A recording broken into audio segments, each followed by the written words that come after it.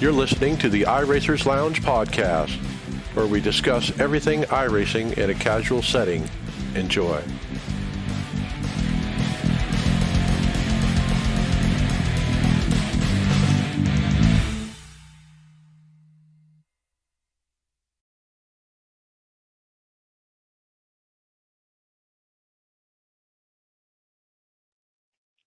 Welcome to the iRacers Lounge. I'm your host, Mike Ellis.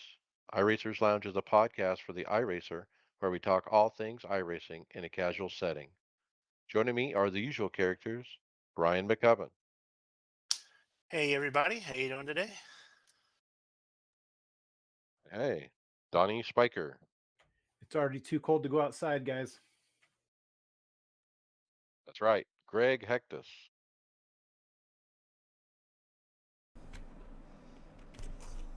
And Steve Thompson. We had snow this morning in western Arizona, so everything's backwards. Welcome to the iRacers Lounge. On tonight's show, we'll talk about Ross Chastain's Hail Melon. New content is inbound. We hear about David and Mike's end of season big wins this week. You'll get our thoughts on the new SimuCube wheel base. And as usual, we have tons of other hardware topics. Take a load off and join us in the lounge. Yeah, and you can join us in the lounge on your PC or mobile device in real time as you listen to the show and see for yourself all these topics we'll be talking about by visiting iRacersLounge.com and selecting show notes. So head there and we'll see you soon. Sim Coaches offers the realistic sim racing equipment you need to win more races online. It is designed for real racers. Hydraulic construction makes them feel just like the real thing. High quality construction, 100% leak proof, and a lifetime warranty are the key features with these pedals, and they are absolutely amazing. Check out simcoaches.com and use the coupon code iRacersLounge to get 10% off your purchase. Simcoaches.com is your ticket to feel like you're actually sitting behind the wheel of a car, drive harder, and stay on the limit longer. All right, let's jump to stories and let's talk some Coke Series recap as the season has wound down with our champion Casey Kerwin. Racer.com recapped the event that was held at the NASCAR Hall of Fame. We have a couple new quotes here and new information I wanted to go over. I'm going to read a couple things. It was really cool, Kerwin said of Earnhardt Jr. presenting the trophy. It was also awesome before the race even started when Dale came up to all of us and chatted for a bit. He came up to me and we talked about the stream and everything like that. It was cool for him to be there and come support it. Of course, the trophy is really nice. He did a really good job on it. To have his name on it is cool. And even after he stuck around and we chatted with him, he took me and Raja Caruth up on Glory Road and checked out one of Dad's old cars, one of Richard Petty's old cars. He even got me to hop into one of Petty's old cars at one point, which was super cool.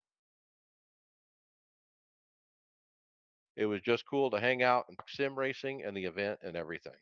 Was the $100,000 prize. He did say that his spotter, crew chief, and others who supported him will be getting a cut of the winning.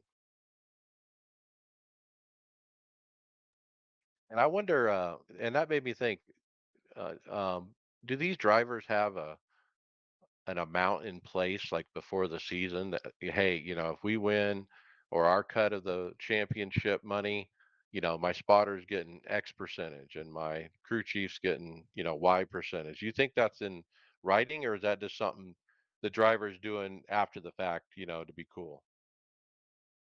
I would think if they're like a full-time crew chief, full-time spotter, they're with you throughout the majority of the week with your practice. They're putting in a lot of time.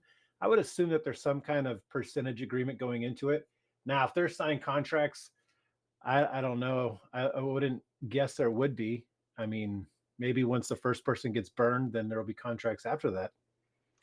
I wonder if they're getting money from their teams and from the sponsors.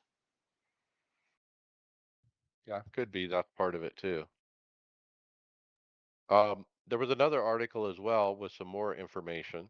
One particular storyline from the event was the revelation that Bobby Zelensky's has severe scoliosis, a condition that he's dealt with his whole life. Never before something he's felt the need to bring up as he competed for the title 5 times in the last 6 years. He said, quote, something I've never talked about with my condition because it's never been relevant, Zelensky said.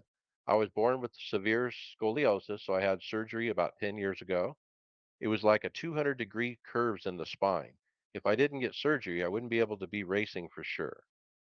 My lungs would be squished because it just gets worse. I had surgery, and the best I could do is 250-degree angles. Some of the spine is metal nails and screws all patched up.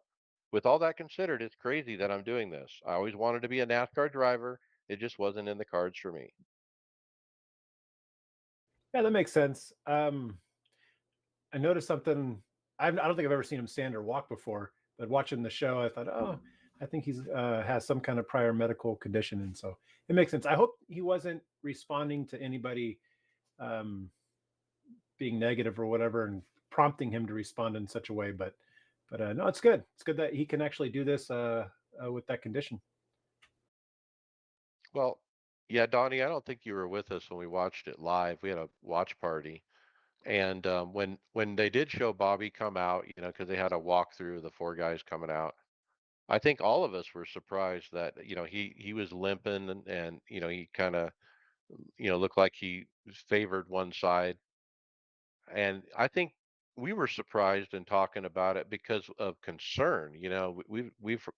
Feel like we know this guy. We watched him race for many years now, and then it was a revelation for sure. Nobody knew that he had any kind of condition at all. And so, the first time to see him limping a little bit, I think it was, concern for his well-being. Like, hey, is he okay?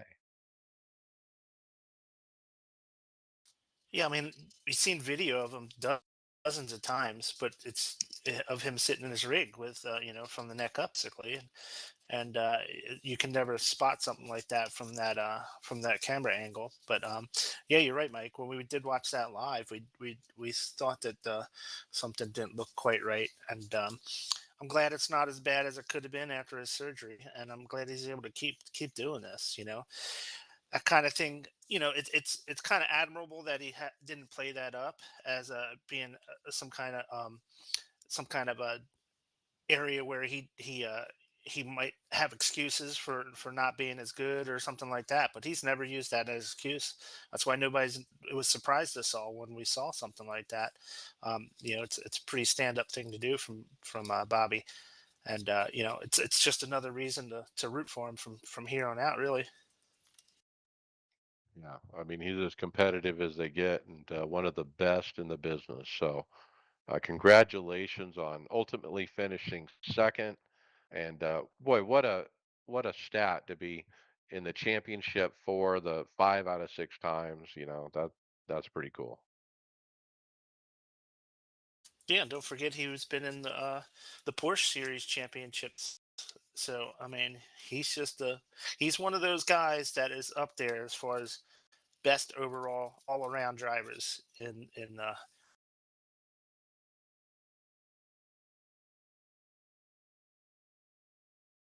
All right, Donnie, you get the big story, the Hail Melon.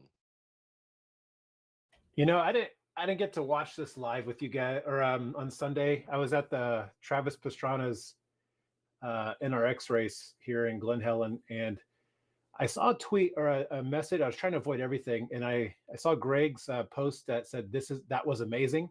So that bugged me all day until I got home. But I watched into the race, and I was like, man, what was he referring to? I think he's a Chase fan. Chase didn't win. Christopher Bell coming back and winning, and then all of a sudden, I didn't believe this happened until like, man, it was minutes afterwards. I had to go back, rewind it, and listen to what people were saying. But this was absolutely wild. This was Ross Chastain riding the wall. He claims he didn't do this in the sim or the factory sim or iRacing, but I guess many people have tried it, and I guess you can do it. But this was crazy. What do you guys think? I was in bewilderment, I think was the word I came up with. I was bewildered. I didn't think it was real. It was crazy watching it. It looked like it looked like a cartoon or Roadrunner or something going across there. When I was in my dismay of Blaney not making it, and Hamlin was going to make it, and the announcer Rick Allen said Chastain passes Hamlin at the line. I was like, I didn't understand why. Like I was like, what the heck happened? Oh my God. Well, it's an amazing moment for NASCAR, and you know, Chastain did say that he was playing NASCAR 2005 on his GameCube and had tried this move back when he was 8 years old. I think I heard that in one of his many interviews. Um, and I think he decided to do it last second too. He mentioned that too. It's not something that he pre-planned or practiced in the sim or anything like that, but he basically just uh, dropped a gear and flat-footed it all the way against the wall, all the way around, and gained past 5 or 6 cars and gained a spot right at the line that made the difference.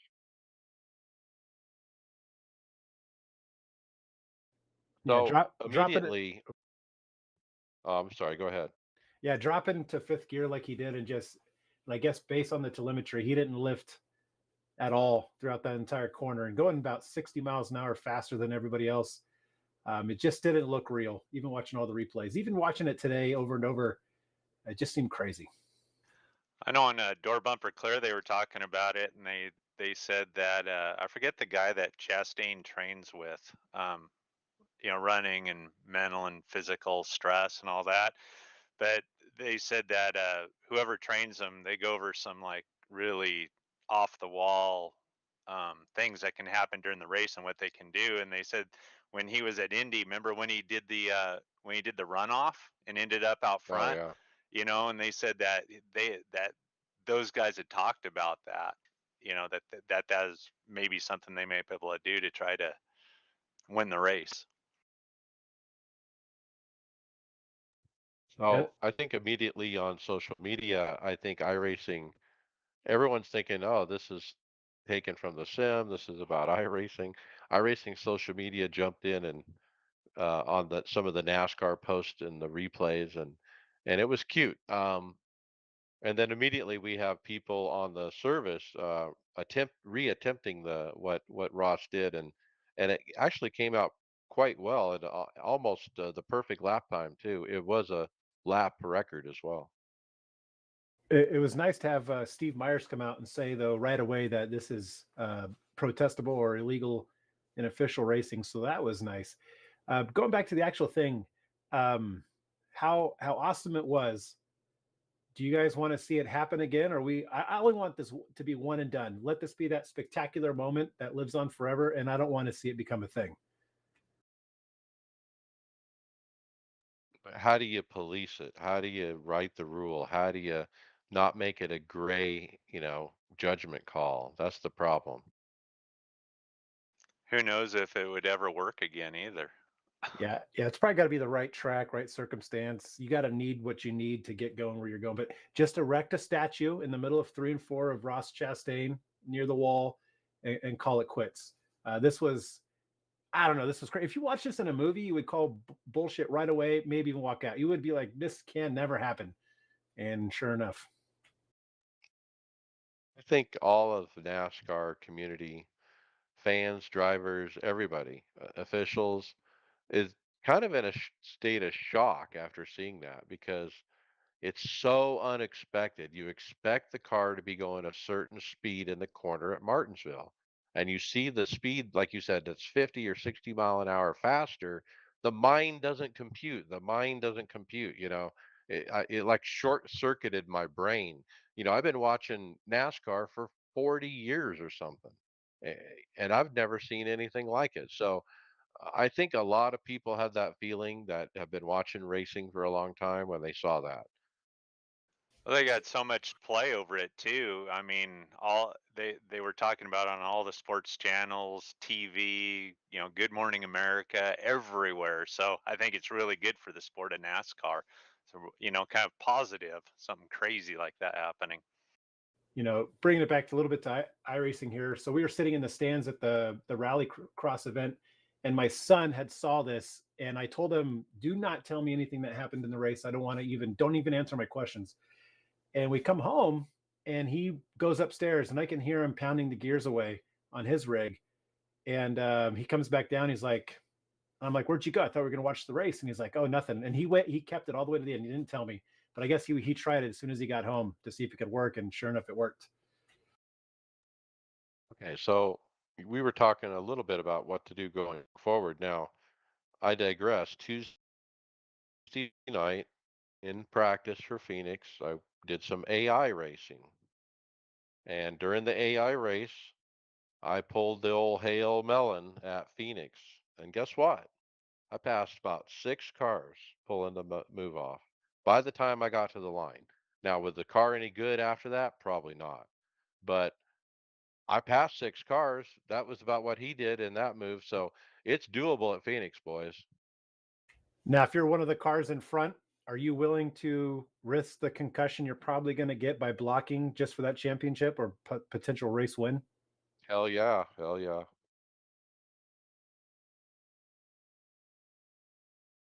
All right. So Nick DeGroot on the Twitter, he was the first one I saw to put up a video of him recreating the Hail Melon at Martinsville on iRacing. And he ended up with a lap time of 18.8. I think Ross was an 18.6 actually, which was a new lap record by a lot. He pulled it off. It looked the same that from the video he posted. Well done, Nick DeGroot. Then we had Pablo Lopez give the iRacing V8 Supercars edition of the Hail Melon. What did you think of this? The V8 Supercar at Bathurst doing the jump to win the race. Whatever I can do to That was crazy. to That was accomplish crazy what I too, wanna do. watching that. That's well executed. I've done this jump before, but not in that car. But he landed it and was able to keep going and actually pass all the cars. So kind of neat. I think he's a VRS driver. He's a high level road racer on the service, right? Yes.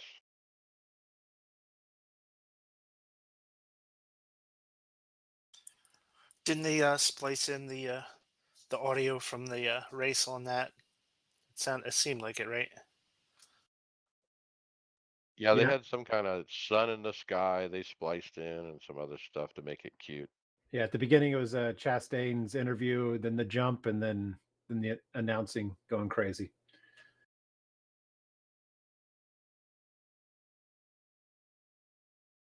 So let's wrap up. So what do we do about the Hail Melon?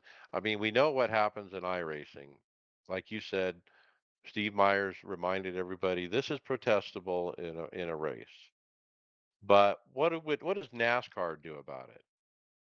I I think either Steve or Brian mentioned it earlier. I don't think it works. It obviously doesn't work at every track. It probably only works at maybe 2 or 3 tracks, maybe four. But it has to be the right scenario. If we're speaking real life, it has to be the right scenario. Nobody's going to come from 10th to 5th again in a spring Richmond race. It's just not going to happen. But maybe late October to get in the championship four, you might see it again, or in Phoenix to win the title. But yeah, to police it's going to be tough. I think Joey Logano said if you ride the wall or you're hitting the wall and gain a position, then that should be a no go. I don't know. That seems fair. That Yeah, I seems heard that, and it's something that'd be easily policeable. Take some of the judgment call out of it. Yeah, and this is obviously going to be a last lap deal. You're not going to recover from this. I'm curious what the car was like afterwards. We got to see a visual of it, but I'm curious what toe links and suspension damage it sustained. But yeah, I mean that's Joey Logano's option is probably the best. So I'm curious what damage is done to Denny Hamlin's psyche after this event. I mean, he he always is a choke artist in the last part of the championship, and it's happened again to him. I mean, the look on his face, I can't imagine as Chastain blew by him right at the line. I mean, Denny was coming and he could see the checkered, and it was right there. The next thing you know, he didn't have it. Like it wasn't like you like I said, it wouldn't be believable in a movie. But he's been saying all year long that Ross is going to win this title. He's going to pay him back, and then he actually beats him. He beats Ross fair and square on the track and drives away from him. And then, like you said, feet from the line, gets passed by a rocket. To be Behind closed fair, doors, Denny Hamlin's probably losing his freaking mind. yeah, I do agree with that. But to be fair, I think it's a little harsh to say Denny Hamlin choked it. He did everything he would did under the normal parameters of a race to have made that final four. It's just Chastain decided to take things outside of that typical parameter. Yeah, he didn't choke this race away. He actually beat Ross straight up, and it just took a crazy, wild miracle on Ross's part to beat him.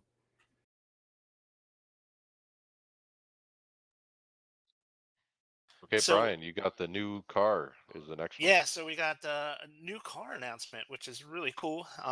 Still a little ways from our next week 13, but iRace announced that there's going to be a BM hybrid V8 LMDH coming to the iRacing service. It's they posted a picture. I remember seeing it when I logged into the UI, and it's a fantastic looking car. The paint job is awesome. Wow. It's really sleek and sexy looking. It's a badass looking car. So it's really cool. Something to definitely check out if you haven't seen it yet. Um, but there is some series updates based on this. With the European Sprint Endurance Series, once available, this BMW LMDH will replace the LMP1 class as the top tier of that series for the European Sprint Endurance Series. And the Dallara P217 LMP2 and the GTE class will remain the same. So that's going to be the new top tier of the LMP1 class. And also, it will join the iRacing IMSA and IMSA Endurance races. So yeah, so it's going to be a bit out quick. So it's going to be prominent in some of these endurance series. So yeah, it's pretty cool. Um, they didn't, and I haven't seen anything about an announcement of when it's coming out. I'm assuming it's going to be on the next build, but every once in a while you'll see these come out early. We've seen that happen before in some of the stock cars when they came out, in order to meet some kind of deadline that they want to try to hit. Yeah, I like it. I got the GT4 and the M4 GT3. I don't have the GTE BMW, but what I like about BMW, even if they're road cars, their design kind of stays the same throughout time, and I like how they have kept the front grille assembly kind of resembling a BMW down there. So car looks great. This will look good with that new Sim Cooked wheel, hopefully. Driving this thing around. So yeah, I'll probably give this one a go. Um, so the LMP1 is out the door, and then the McLaren GT3 is out the door as well to make room for this. Now, iRacing is going to give some credits to people who have bought cars that they're not going to use anymore. Anyone who purchased the Porsche 919 or the Audi R18 within 90 days of the release of this car is going to receive a $5 credit. And anyone who purchased either car within 1 year of the BMW will receive a $10 credit. So I guess they're feeling like we shouldn't be pulling these cars that people probably purchased fairly recently without giving them some kind of credit. So I would guess they're trying to get it out in time for the Daytona 24, which, isn't too far away. That's 2.5 months. So that would be a guess on a target. Um, if it is out by then, I think I want to run it. Mike, he's gonna ditch our non-driving GT team. Well, I don't know. I mean, it looks pretty nice, like you said. It's an amazing looking car. I don't know if it's a paint job or just the style, but it definitely looks next evolution. I don't know much Yeah. about these series because I don't road race much, but are there other vehicles in this LMDH? Oh, this will be the first one, I think, in the category, right? Yeah, Yeah, I think so. I think Ferrari's got one coming. I don't know about iRacing, but Ferrari's got one coming out. There's a few manufacturers out there that are that are releasing these. That's right. We saw a picture of the Ferrari one this week, but there's no mention of iRacing. Now, BMW definitely is in close collaboration with iRacing, according to them, for the BMW. Okay, Yeah, Steve, how about? Go ahead. I was just gonna say I'd be really stoked to see what Bobby and Simraps do to paint this car. I think they'll do an awesome job. That's right. All right, Steve, how about this one? How to gain I rating in NIS Martinsville. Wow. This one kind of comes close to my heart. Um, yeah, Jordan Worth. Um, he said he made 100 pit stops in NIS yesterday, only driver with 0 incidents, and I kept gaining spots even after the race was over. I watched this, and he was after he crossed the line, he was like 6th or 7th, and then he thought he did such a great job. He decide to do some donuts there at the start finish line, and he was gaining more spots. I think he ended up 4th or 5th overall, even after the checkered flag. So I this kind of hits my heart a little bit because I tried running the Sunday open race, and the first 38 laps we had 0 green flag laps. So I can understand Wow. how he did it. Yeah, it was ridiculous. I ended up just leaving. I couldn't handle it anymore. It's crazy. It's such a shame. I didn't even give this week a go. I didn't even entertain the thought of racing this week because all your guys' stories were horrible. Yeah, Steve I probably gained positions by leaving the race early. I left the I race and gained positions. I actually used my other account because I was afraid I was going to lose iRating. so 100 pit stops. It's got to be a record in an NIS race that's not full distance.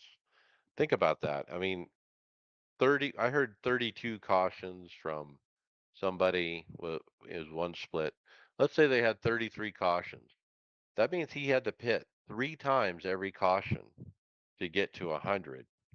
So imagine that. Every time the caution comes out, he's rolling on the pit road. I guess he's not making changes. He's not taking tires or fuel, but he's literally pitting 3 times every caution. Probably when it first opens, the 2 to go and the 1 to go, he's pitting. I thought maybe he was pitting under green for no reason, just to stay out of the mess. And probably, there's cautions are coming out. You're never going to go a lap Oh, down. maybe You'll he get did. lucky.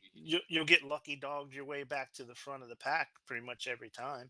It'd be like the green flag drops, and then you just run in the pit road and gain 5 points spots. It's probably a way to keep it interesting too, instead of being frustrated just driving the pits all day. Yeah, good point.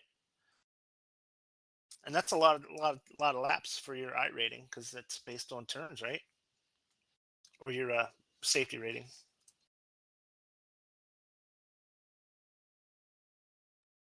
I got the weirdest glitch. Daniel Gray posted a video of a glitch in prediction of a disconnected driver going full throttle through us like a steam train. And so it shows the guys are lined up for a restart here. And one of the cars that's further back, it just stepped on the gas and starts plowing through the line of cars in front of him. And he's making connection with each one of them and literally runs over 4 cars in a row and takes the lead. Yeah, that's interesting. I've seen that happen a few times, and I'm always curious on what the heck happens. But yeah, I don't see this too often, luckily. But it always is frustrating when you do. Is this like the road version of a carb cup? Get wrecked out early. And unfortunately, it's just obviously a glitch in the system. That driver's no longer there, but his car still is, and it's just cruising through everybody. So I'm not sure. Does iRacing have a some kind of predictive thing where they predict where you're going to be if you've actually lost contact connection? I guess it would be like netcode, huh? I mean, that's what netcode is. It's predicting where you're going. think that's what he's saying happened here. The guy like was completely gone, but yet his car's still on track rolling around. Yeah, the 2 or 3 times that I've lost connection while racing, I um, just kind of hang a right, even though if I don't know if I'm still in the service, and hopefully I can ride the wall and come to a stop and nobody's going to get into an incident. But yeah, it's always crazy when somebody drops out. Some they just disappear.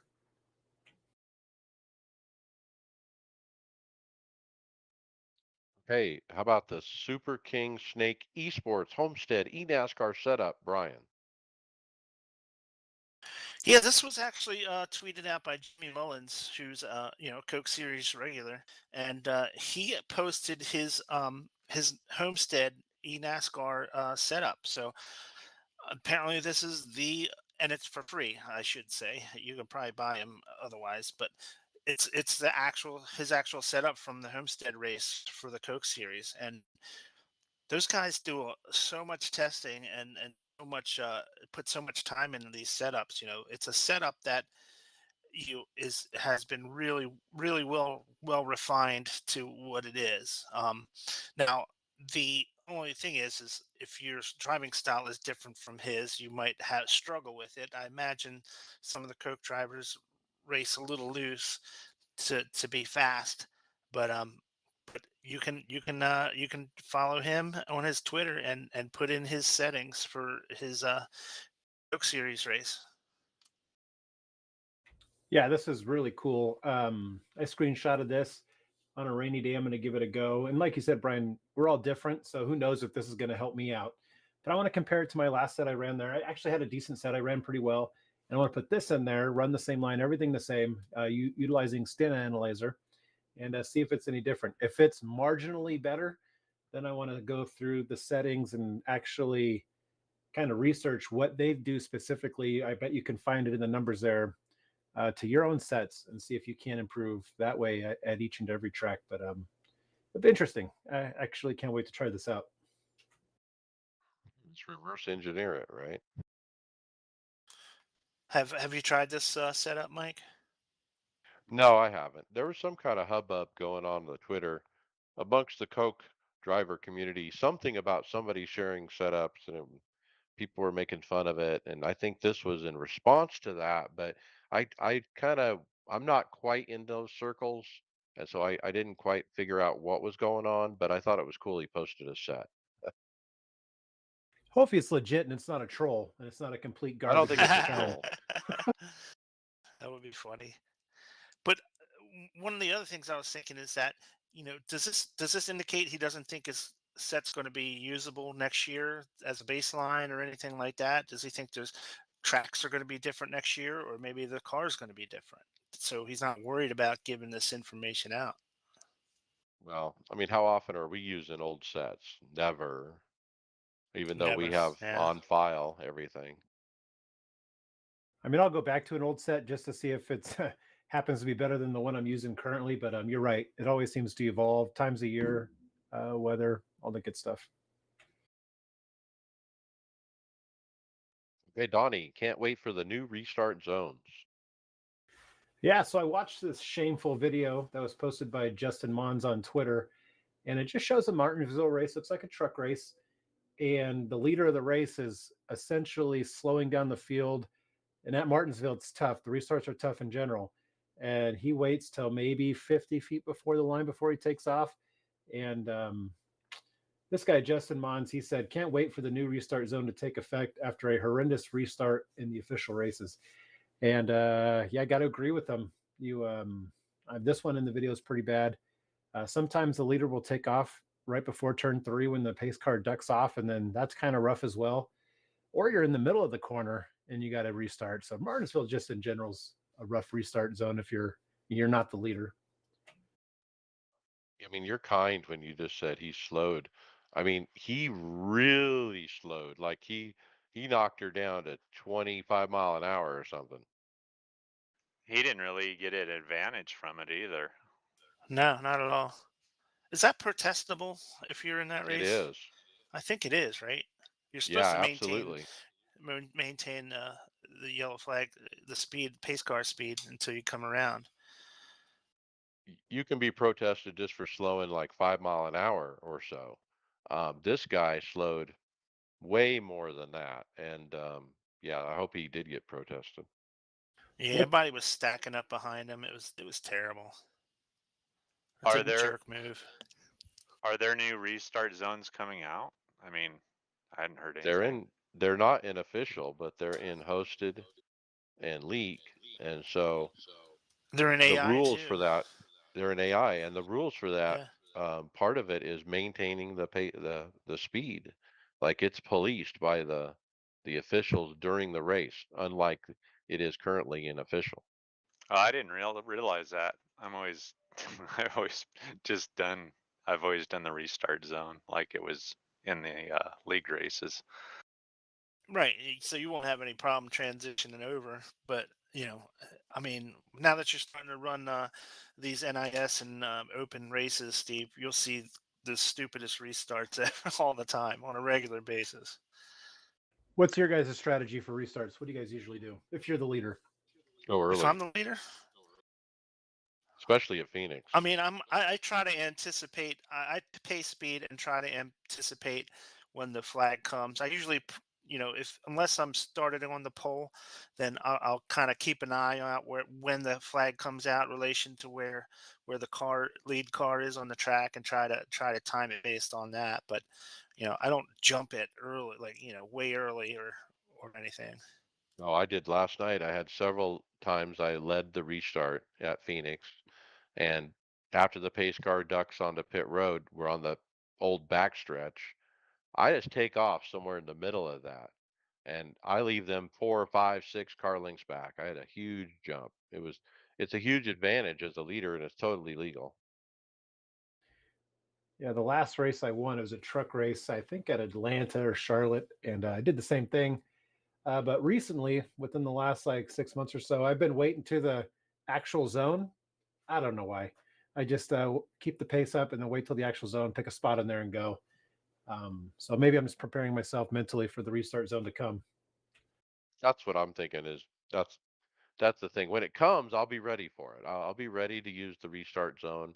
I'm ready for it, and that's one reason I wanted to bring this up this week to remind us, hey, this is still out there. Why isn't it in official? Let's get it in official, man. Let's get it. I mean, the season's over now, but let's get it for next year for sure. Yeah, definitely for next year. I'm just wondering if they're just checking to see if there's any glitches they didn't know about and putting it out there for testing in those other series. Yeah, that's probably it. It probably will be here by February, I bet, if it has to be a mid-season patch. Yeah, we did see some glitches when it first came out, especially if there was a crash on the first lap. Okay, Steve, how about wheels and wrist?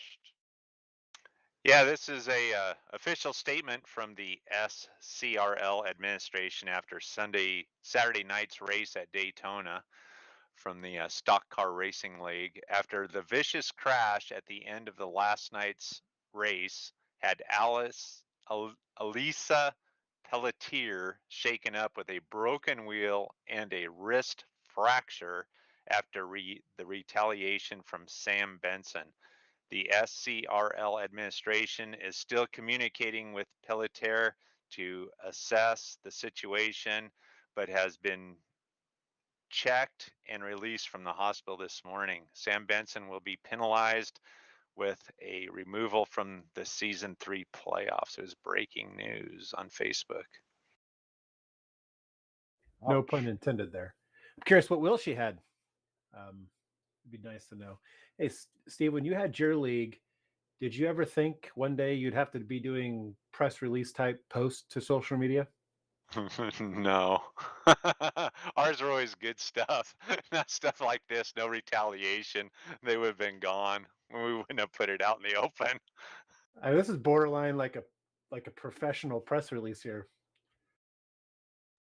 So, is he removed for retaliation or is he removed because she got hurt or both?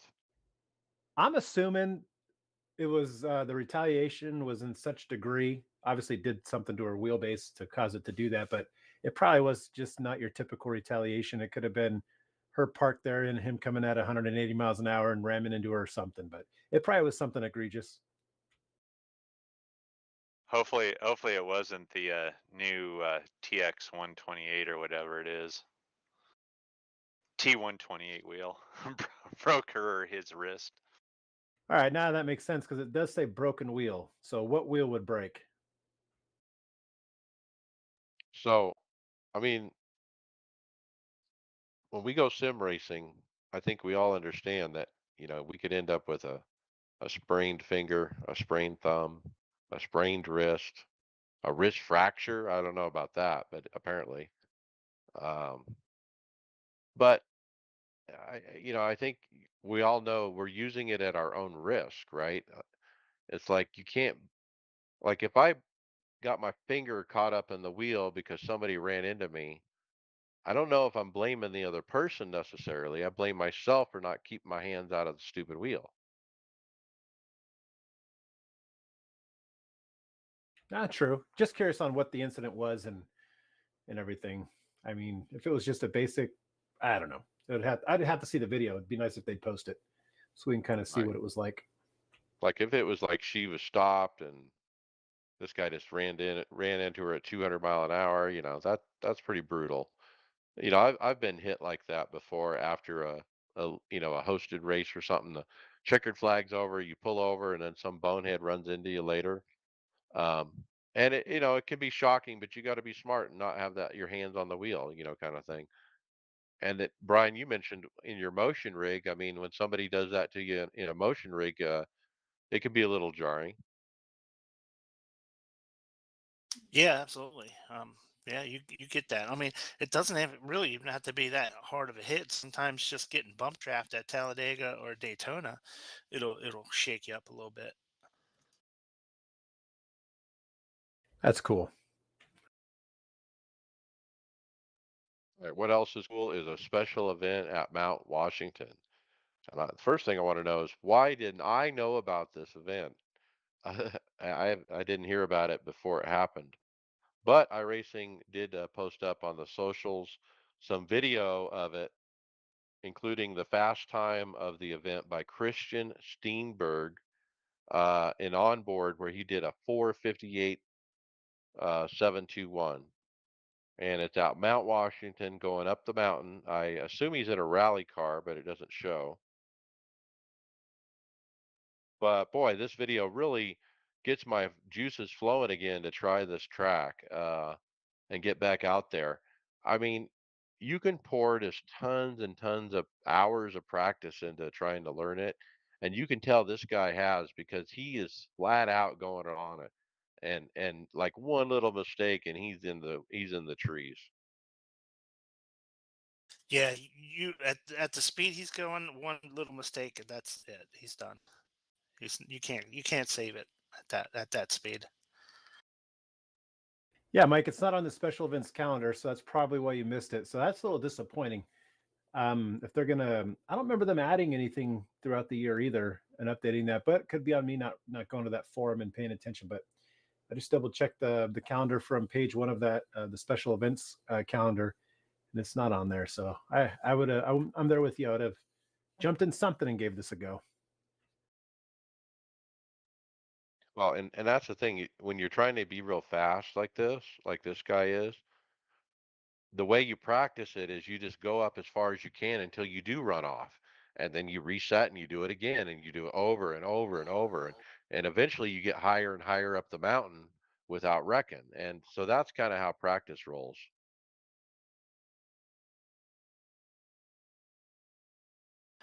Hey, Donnie, you weren't with us when this track came out. Did you have this one? No, I don't.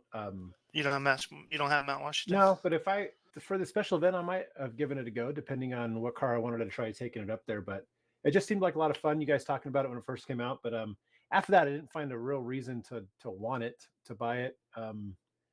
But if I know they're going to be doing like maybe quarterly or once a year or twice a year special events, heck, man, that I'll give it a go. And you know what? I don't know if this is in response to it. It probably isn't. But a couple of weeks ago, we brought up the participation of this track and how we know nothing of it. But Apparently, there And was then here it is.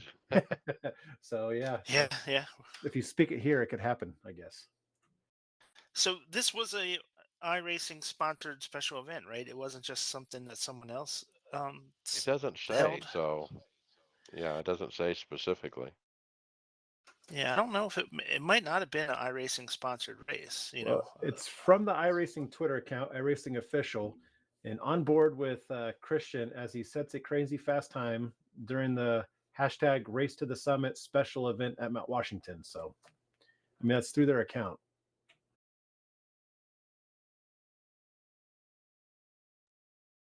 All right, let's jump to current events. Brian, a reminder about the upcoming Winter NIS.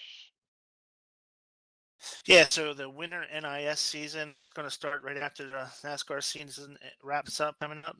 Um, it's going to be the same times as the regular NIS, except it's going to be the 87 cars. So it's going to be those guys racing. Um, some of the tracks are some of the classic tracks rather than the newer, updated version like Daytona. They use the older version of Daytona and some of the other older tracks. Um, so and they throw in some of the classic ones like North Wilkesboro. Um, the Phoenix race is actually the legacy track as well. Um, of course, Darlington's on there and Nashville, Hickory's in there. My Watkins Glen Classic, which is without the bus stop, so that'll be really interesting in those cars. So yeah, it's the 87 cars, the Buick LeSabre, Ford Thunderbird, Chevy Monte Carlo. They have open races just like they do in the regular NIS. That's wrapping up here. Yeah, I'm pretty excited. I'm probably going to make the majority of my starts on Sunday morning. Some Fridays I'll have to make that happen. But yeah, I painted up my 87 car and it's ready to go. So when the season starts, I'll be there. Yeah, I think I'm going to run some as well. Not sure when, probably Wednesday or Friday. Um, but yeah, I'm looking at that first race, Daytona, old Daytona. Oh, that's bumpy, boys, in the 87. That's going to be a wreck fest.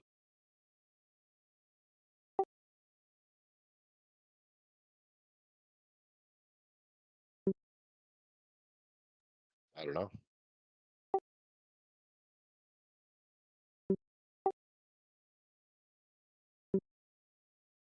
What about the screen?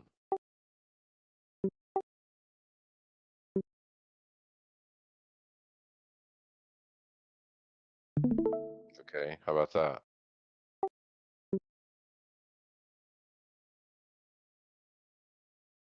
Okay. And then Brian, how about the Suzuka 10 hours? Yeah, so next up on the special event calendar is the Suzuka International Racing Course Suzuka 10 hours.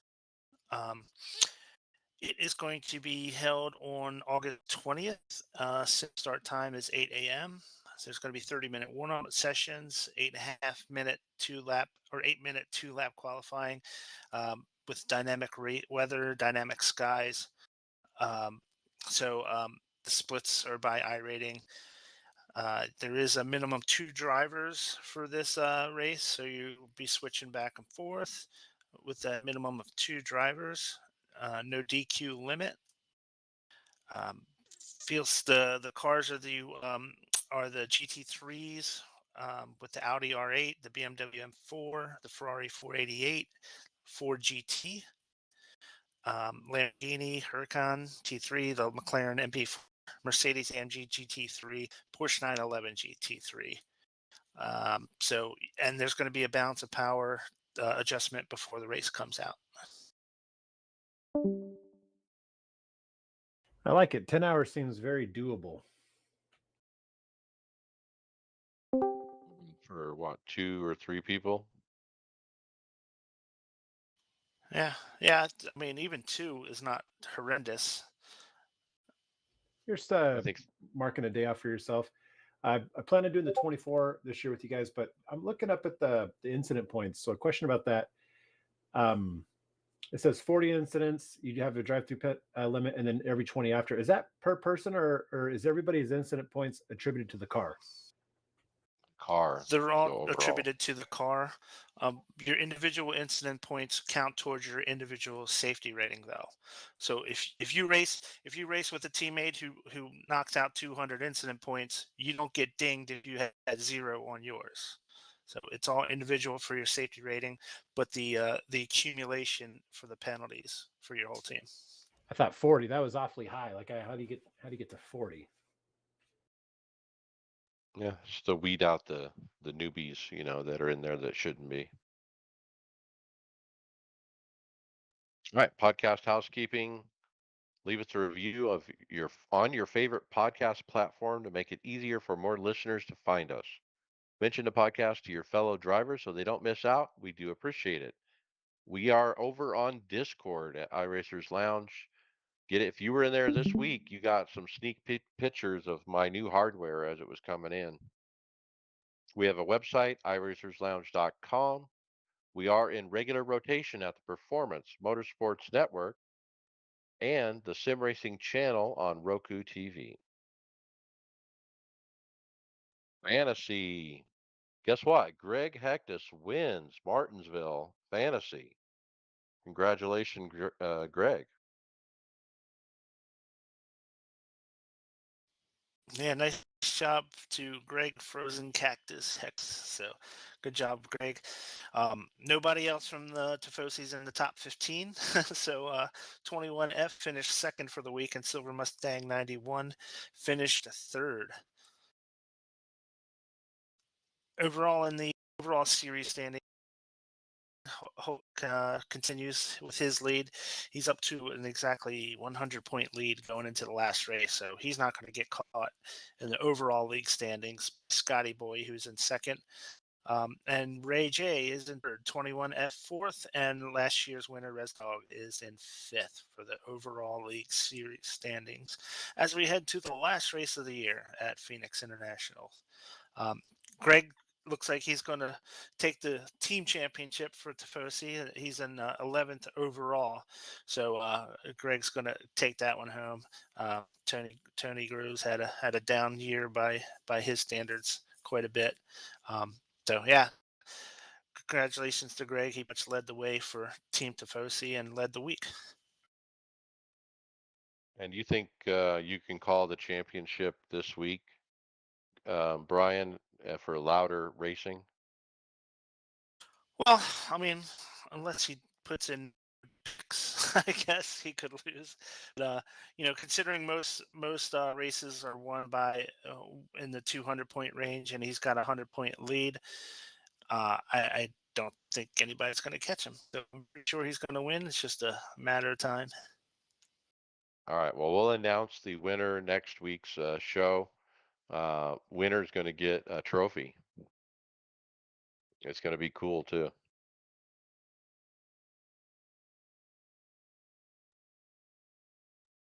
All right. So, what are we going to talk about for Phoenix, for fantasy, or NASCAR? What are your thoughts? I'll give you mine first. I think we want Ross Chastain to win this because, cue the circus music. It's been that kind of year, you know, in 2022 with NASCAR, and every week there's something different.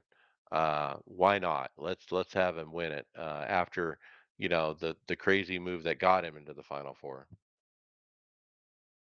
Yeah, I'll probably be going for Logano as a teammate, but I kind of want Chastain to win just for how everything's gone this year. He has that attitude that he just doesn't care what you think about him attitude, which I really appreciate. But I'll be there. I'll be there all weekend. I'm super excited for Saturday. Hoping Josh Berry can get a win on Saturday. But it's gonna be interesting. Be in the infield all day Saturday and going to obviously the race on Sunday. So hopefully it's gonna be good. Yeah, I'm rooting for Chastain too. I hope he wins it. Underdog. So I'm going to be rooting for Christopher Bell. I've always liked him. I remember watching him when he was in the Chili Bowl, tearing it up year after year. He was winning for several years. So where I started first getting on the Christopher Bell bandwagon, and you know he's come a long way this year. He's won 2 elimination races to make it to this stage. So I know Ross grabbed all the headlines for this past week, but if it wasn't for that crazy move, Christopher Bell would have been the big story by winning two elimination races. He had no chance of pointing his way into those next rounds, and when his back was against the wall, he actually came out with 2 wins. That's crazy, considering how tough it is to win these races and how few drivers have had multiple race wins. It's just really amazing. Yeah, he had a decent start to the playoffs as well. And but I hope this past weekend and him getting in here is kind of like a catalyst of now he's here now, and now he's just going to shoot forward. And he was by far, I don't want to say by far, but he was Toyota's best car this year. So, and at times he had great qualifying. They wouldn't show up in the race, but yeah, I'm kind of a Christopher Bell fan as well. You got to look at history with Toyota. I mean, every time they got a driver, they discard them. I mean, you look at Carl Edwards, Matt Kenseth, look at Matt Kenseth, for example. Yeah, he hopefully Bell's making it a hard case for them to discard, but with their shakeup going on, it's going to be hard to dump people for a while. Well, I have a feeling their 18 car next year will be around for quite a while. Their driver. They haven't announced it, and I wonder if there's a reason behind it. I wonder if sponsors are like, or maybe there's some pushback there. It was interesting what Dale Jr. said on his podcast talking about Ty Gibbs. He said he probably wouldn't let him run this week. Yeah, well, you're looking at the junior as being, knocking your teammate out. If you're a car owner and you're not the kid's grandfather, you probably would be really, really upset and might take a step like that. That That- kid, Yeah, when it's that kid, family, it's a little different, right? yeah, especially with that kid. I mean, he's not looking at the big picture. I mean, he could have had 2 Gibbs cars in the finals instead of 3 junior cars, and he might not make it all the way through the race.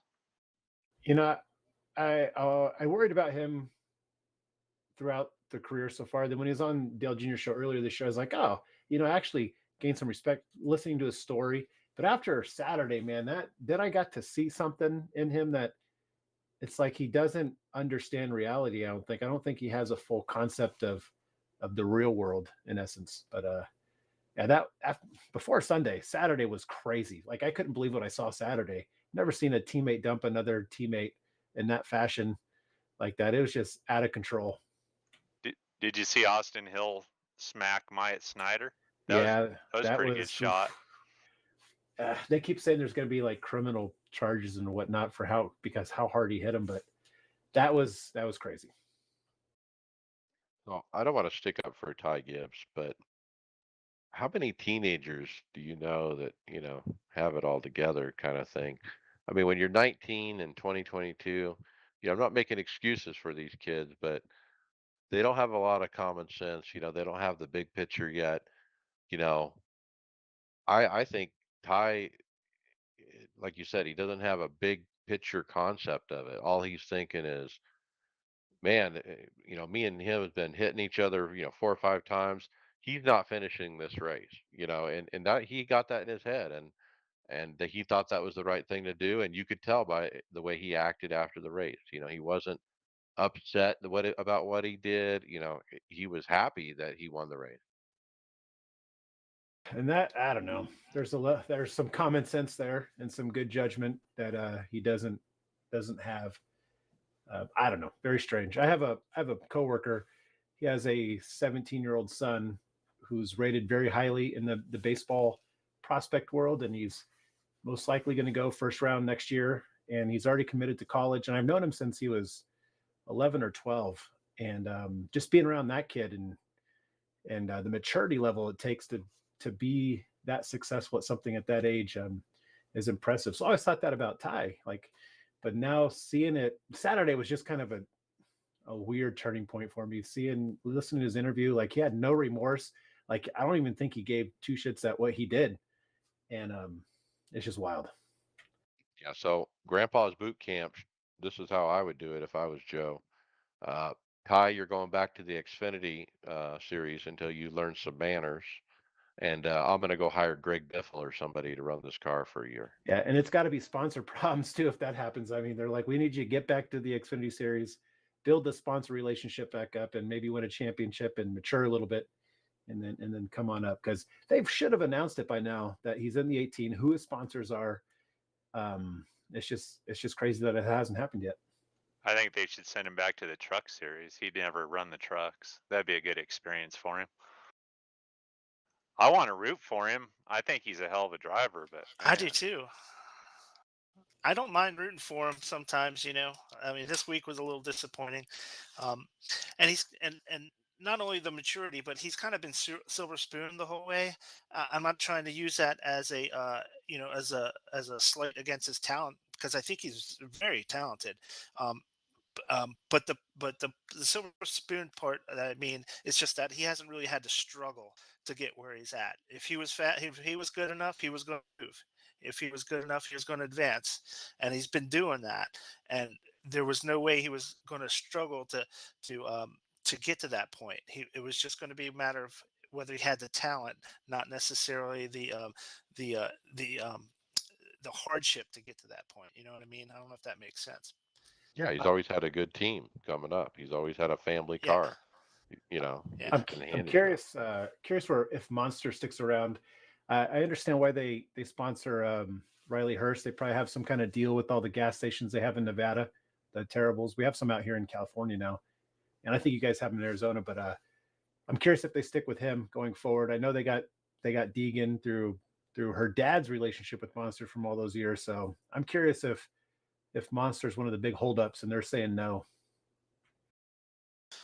I'd be surprised if he has trouble with a sponsor, to be honest with you, because he's going to have a good equipment. He's going to have fast cars, and the camera's going to be on that car for and as long as he doesn't do anything, what he did racing wise was pretty egregious, but he hasn't done anything on the legal or any kind of side like that where a sponsor would be really wanting to jump off. They want the eyes on the car, and it might not be you know there's no such thing as bad publicity type of sort of thing. You know what I mean? It's weird to listen to him talk. I was listening to their interviews today from their little press junket they had. And no matter what question he gets asked, it seems like he has, and I don't know how he does it for being so young, but he fires off like a pre-rehearsed line, like immediately. And it's like his brain can pick out which line he's supposed to say. I heard that today, and I think it was Ben Rhodes actually jumped in the interview and asked him about walking on water. And he came back like quickly with some robot response. So I don't know if that's going to turn sponsors away Yeah. or make him happy or what, but his personality's a little off too. Well, I'm sure they trained him very hard on the media relations side of it, especially leading up to this week. He's probably spent more time in front of a microphone than behind a wheel getting ready for this week. actually, after qualifying on was it Friday, was the first time he seemed like he had a personality at all, instead of a canned response. But I guess since his actions on Saturday, that's probably over for a while.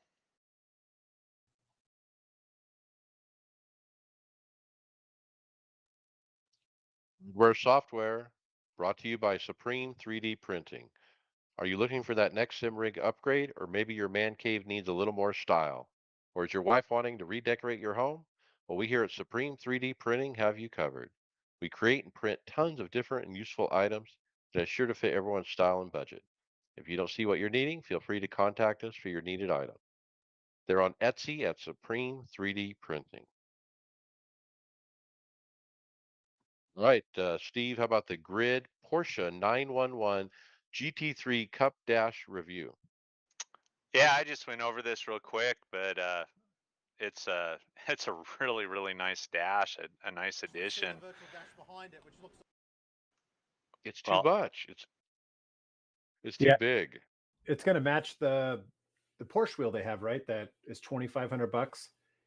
Looks like a really nice wheel, but has the Porsche licensing, I'm imagining, if you're getting that logo on there. And the dash is it's massive. It's 600 euros as well. So it is a big dash. So if you need to replicate the real interior of a cockpit and you want to match it with that super expensive wheel, then you're going to go for this dash, I guess.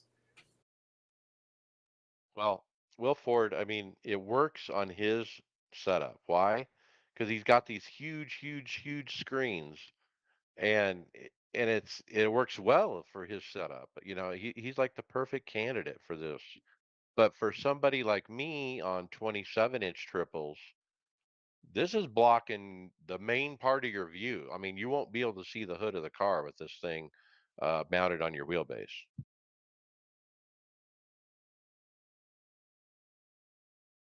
So be buyer beware. I mean, it is a nice unit. You know, he goes over in detail um, everything about it. He takes it apart, you know, and all this. You can run any kind of screens you want on it. You know, they have the Porsche replica dash as well, which looks really nice. But like I said, I think you need to really examine, you know, how does it block your view?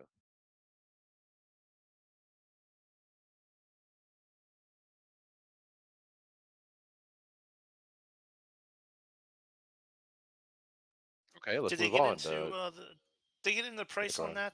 that, Mike? I didn't see a price. What did you say, Donnie? 600 euros? Yeah, 599 euros. yeah, I see it now. Sorry. So Well, that's for having the Grid by Porsche name, SimLab. it's not crazy expensive like the wheel is. But yeah. The other thing is when he's driving and the wheels, you know, jostling about, it shakes a little bit because it's so big. Again, I think the size it's too much. Size does matter here. Maybe the mounting's not. I'm looking at the mounting, and maybe it could be wider. Looks like it's very narrow, just wraps around the base of the wheelbase. So maybe a wider, some posts coming off the edge to mount it to your rig to keep from that flexing. Right.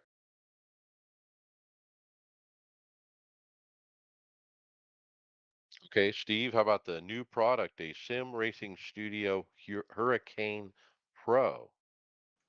Yeah, Sim Racing Studio announced their new Hurricane Pro Wind Simulator is now for pre-order, and it's looks like it's got three fans to it, and of course it comes with a controller to run the fans. And they've got a special right now. If you order today, you can save 10% using the promo code pre-order 10 at the end of checkout.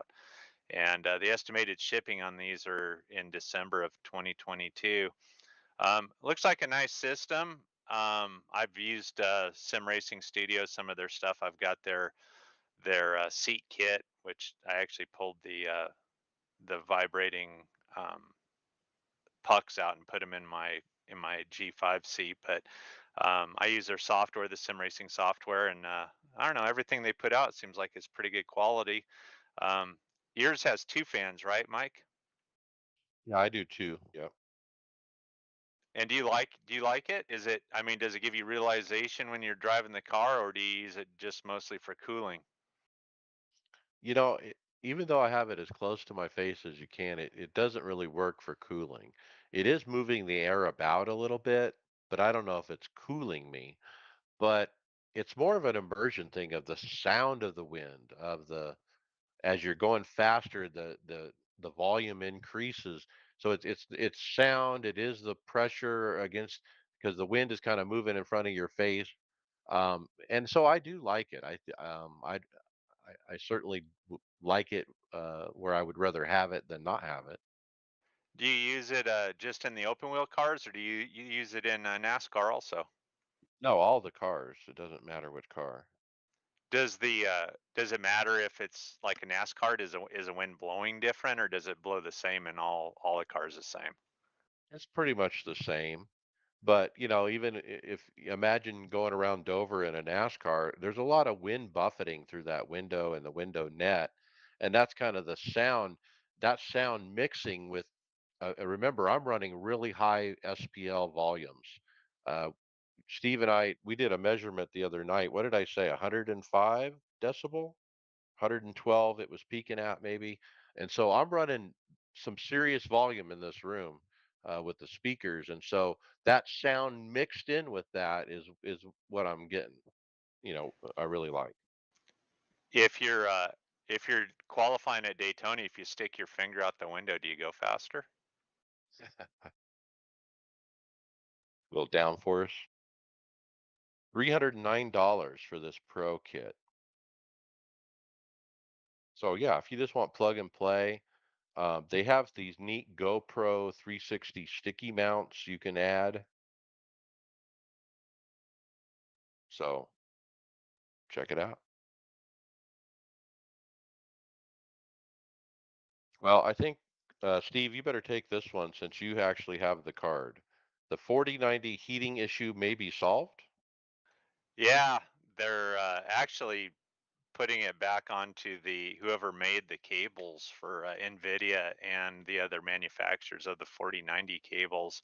It's inferior wiring, and that's why they're getting the issues with the cables melting. So I know NVIDIA right now they want all their cards, whether they're manufactured by them or one of the third parties, if you've got this issue, to be sent back to them, so they can study it. But I'm sure that's all the pictures I've seen with the guys' cables that are burning up. It's definitely a cable issue, and there's really no third party cables out there at this point either for these. I know Corsair. I'd contacted them because I was concerned with the PSU that I have, and so they've got a special cable that um, goes from the 12 pin to two 8 pins, so it doesn't take up 4 slots on your PSU. But it's out of stock because thought I'm just going to get one of those so I don't have to worry about it instead of turning my machine off and walking around with a fire extinguisher tied to my ass all day. Okay, so in layman terms, Steve, to understand the issue, I understand that the it's like an adapter. The cable is where it takes 12 down to 8 or 12 down to 6 or something like that, or 12 down to 4, and the way that they combine those and wire them together um, is shoddy. Like they use a small piece of foil to link one side to the other, and that foil is failing or something. Yep, yep, you're right. And the solder, both of them. So you're going to be buying that cable when it's available. Is that your plan? Yeah, yeah. I mean, I'm definitely worried about it. I mean, I've been fortunate so far, but yeah, I'm on their waiting list, and I've looked everywhere. Actually, I found a place in I don't know, it was in Europe somewhere that had a couple of the cables, but they won't ship to the U.S. So I don't know how long it's going to be before any manufacturers besides Corsair will come out with some decent cables, or if an NVIDIA is going to have a recall and or send out new cables, or what they're going to do at this point. How does So this, how does go ahead. NVIDIA not catch this on their end? I don't know. It could be. I mean, it could be guys running, shoddy power units too. I mean, it's not necessarily just the cable, but maybe they're running a PSU that's only running 600 watts. Maybe it's heating up this cable because there's not enough wattage to run the whole computer. I mean, they really don't know at this point. They just know that it's the cable. So um, that the wattage could be the issue. I mean, mine looks fine. I don't see any issues, but it's still in the back of my mind. Do you ever touch it, see if it gets hot at all? Yeah, I open up the case even while it's running and touch it, and it's not hot at all. And you have like 14,000 watt one, right? Yeah, I've got a 1200-watt Corsair, so yeah, I've got plenty of wattage for it, That's and probably why you're okay then. So yeah, yeah, I hope so. man, it'd be great to know with these cables though if they'd actually give you the details on what the system is and maybe pinpoint it to that. It could be that simple. Yeah, that'd help a bunch. So I want to point out, when you buy a product that's brand new like this that hasn't been tested, vetted, benchmarked, you're one of the first to buy. I mean, this is kind of a risk that you're taking, like, oh, something's up. Oh, the cable is bad, or maybe defective, or whatever the situation is. Do you wish you might have waited, Steve, maybe 6 months and see how things shake out before you bought it? Well, originally I was gonna wait, but then, with all the Nvidia stuff, you're afraid you can't get anything, and I didn't think I was gonna get a card that first day. So, I mean, I'm kind of on the fence. I mean, I'm happy with it, but I can definitely see an issue. I've got some nice Corsair black full-size PC cases, and even as big as that card is, and where that cable plugs into the side of the card, if you've got a little case, I mean, you're gonna have trouble not bending that cable to keep the door closed in your case. So I mean, that could be an issue right there. The guys are bending it. Maybe that crappy soldering and foil that they have in there. Maybe that's what's creating the issue. I don't know. Mine at least it has enough room to have a decent loop, so I'm not having to bend that cable or stress the wires inside the connector.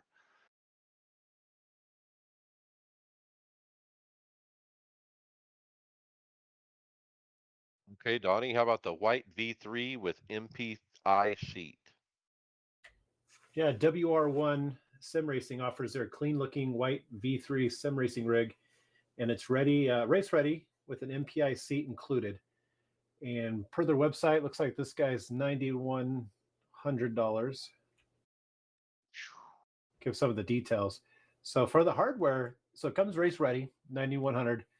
It comes race ready. It does have that Samsung 49 ultra wide monitor, the Fanatec Podium DD1, Fanatec V3 pedals, the Fanatec Universal Hub, the 14-inch MPI wheel, and it comes with some other stuff. What I see when I see this rig, I saw this several times when I was researching rigs, and I like the look of it. I like how it's different. Not very customizable though. That's probably why I went away from it. But I can see this being like, remember that cafe story we had several months back? I can see a rig like this going there because it comes with mount speakers. Um, so I don't know. I'm looking at the hardware. The hardware is a big selling point for me, and it doesn't hit the right notes. Where do you put the gear shift? Where do you put the brake? Where do you put the mouse, the keyboard, the computer? Computer looks like it's up front in front of the pedals. Okay.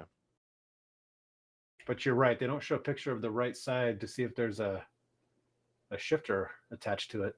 I don't think there is. No, there's not one listed in the product description, and they have Fanatec wheels and wheelbase, not wheel, but wheelbase and pedals.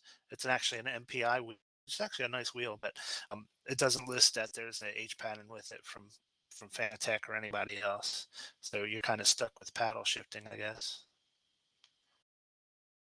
Yeah, there's another picture on their website. You can see the right side, and there's nothing for a shifter. And I don't know that you could use triples on this, could you? Nah, not the way it's set up, I wouldn't think. That to have an independent stand, most likely. I like the seat though. Seat's really nice.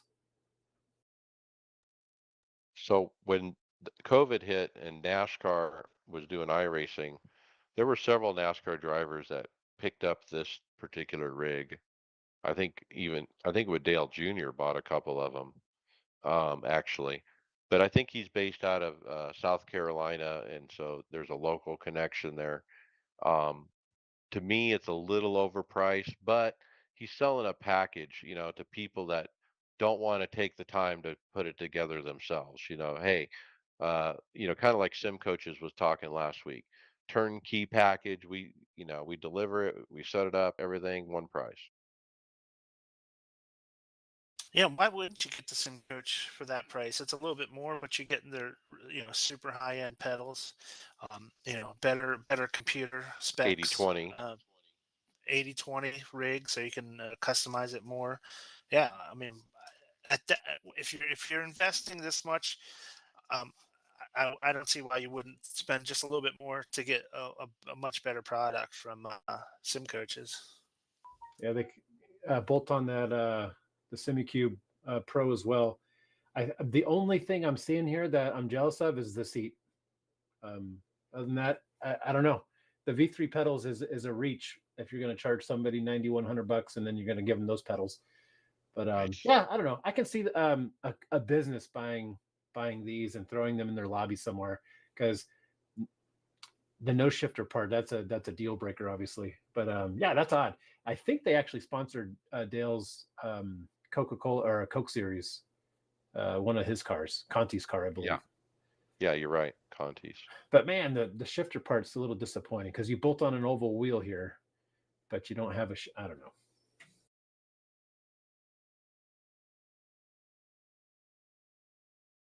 Okay, Brian, how about the BenQ 27-inch 240 hertz monitor? Yeah, so this is actually a pre-order that you can order right now. It's a BenQ 27-inch 240 hertz monitor setup. It's running $799, I believe, and it's a really good monitor for triples. Really really good monitor that's coming out. The 240 hertz is going to be like super quick. And And BenQ. 1440p. Yeah, at 1440. Yeah, so it's going to be a beautiful looking monitor.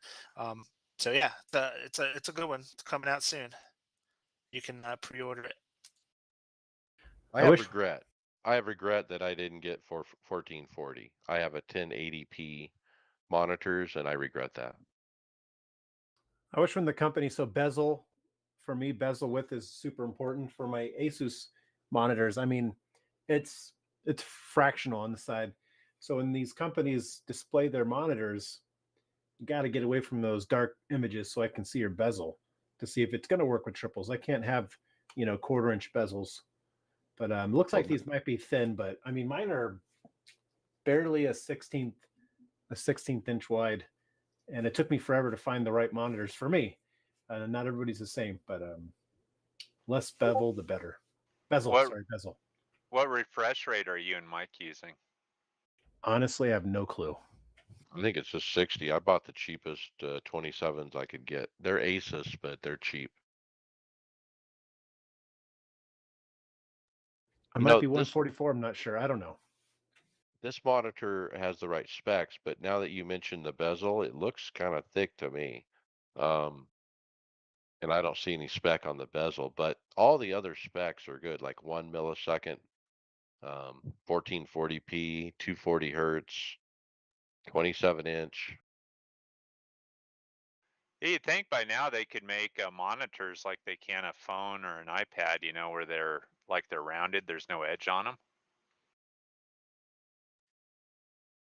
If you go to Now, this, sorry, I was going to say last year I bought a fourth monitor for up as well, but um, they didn't sell the same one I had from before, so I got the new version, and the bezel is razor thin. I mean, it really is, and so at some point I might upgrade and get 3 more of those. Didn't you get the things that went between the bezels, Mike, at one time? Do you still I use did. those? It didn't work out for me. I ended up selling that. They always fall off, and I couldn't get them lined up because the bezels on my triples are too thick for that device. The that device is supposed to be for a very specific monitor with a very specific bezel width, and I mine are like triple the width of the one that was listed. listening to what you're describing your fourth monitor as, it could be what I have, and I think that bezel kit is for your fourth monitor because those Right? are It's got to be super for really thin. Yeah, thin bezels. Yeah. I'm looking at one of the images on the website for this monitor, and it shows the back panel, and it shows that the arm is taken off, and it's just a render, granted, but I don't see any screw holes to mount. Like if you wanted to mount this to a triple setup. No Visa mounts? That's a deal killer.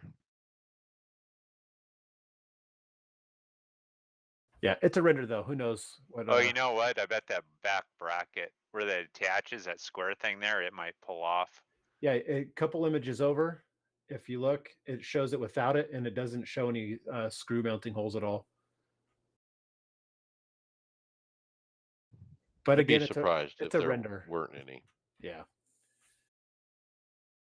But if I'm cruising the sites and I'm looking and I see this, I'm like, ah, no screw holes next, and I go to the next one. Yeah, yeah, you're right. There doesn't look like there is any. That's crazy.